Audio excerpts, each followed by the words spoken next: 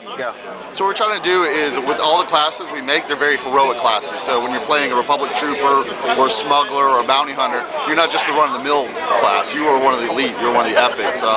For instance, a Republic Trooper is actually a member of the Havoc Squad, which is, you would say almost akin to the Green Berets. So, if you watch the movies, not all Jedi were gods. Yes, they were very powerful and great, but Boba Fett, Jango Fett, they all held their own to certain extents against them, and you will be playing a character like that. So.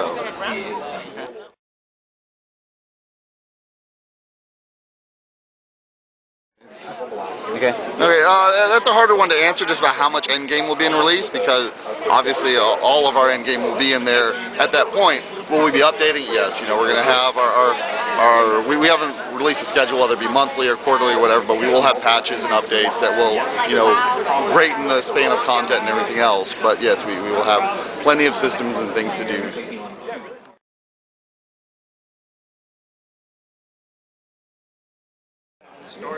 How large are cities such as Coruscant? That actually it differs from place to place. Coruscant itself is an entire planet, not just a city, so it will probably be larger than others. But for instance, some of the cities on Tython, on Korriban, you will have pocket cities that will vary on size based on what they're there for. The main city of Tython, where the Sith Academy is, will probably be much bigger than one of the little outposts. So it just varies from place to place.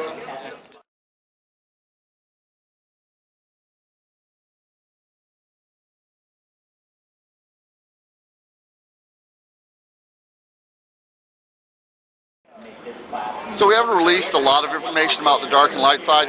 We have it, and if you played KOTOR, you're familiar with what we're working with.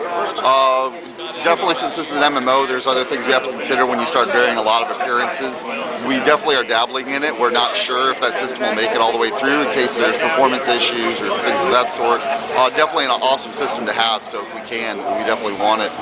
Will you also have be able to vary your appearance just on your own without the dark and light side? Yes, we want players to not walk up to each other and go, hey, you're me. But you want to look unique and different. Some of that will be through faces, some of that will be through your equipment. There will be a lot of different ways.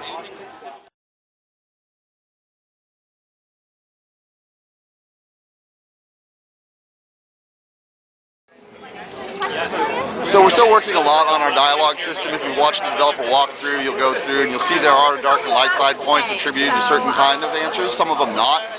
Just depends on what kind of question or what kind of outcome it has based on it. One of the things we want to do is be very transparent against it. Unlike KOTOR or other Mass Effect, there was no save and restart or something in case you made a choice you really didn't want to. So at the end of the day, we don't want to fool a player and going, hey, I saved the kitten, and then find out later it gave you a whole bunch of dark side points because the kitten was evil and you didn't know that. So we'll make the choices fairly transparent so it doesn't destroy your game, but at the same time we'll make them fun and entertaining and have real consequences. If you are going down a certain path, you will be different than someone going down who's the same class, same species and everything else, but down the different path.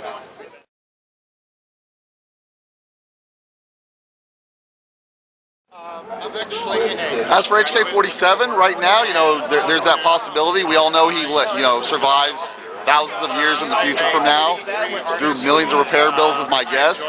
Will he actually be in the Old Republic? That has yet to be seen. As far as can we switch sides, currently no. That may be something we'll do long term, but right now you are either Galactic Republic or you are Sith Empire. There is no side switching. Will it always be that way? Well, we'll see. We may want to add features like that later on, but right now we want to make sure the game is stable, that it's fun and entertaining before we start adding extra things in.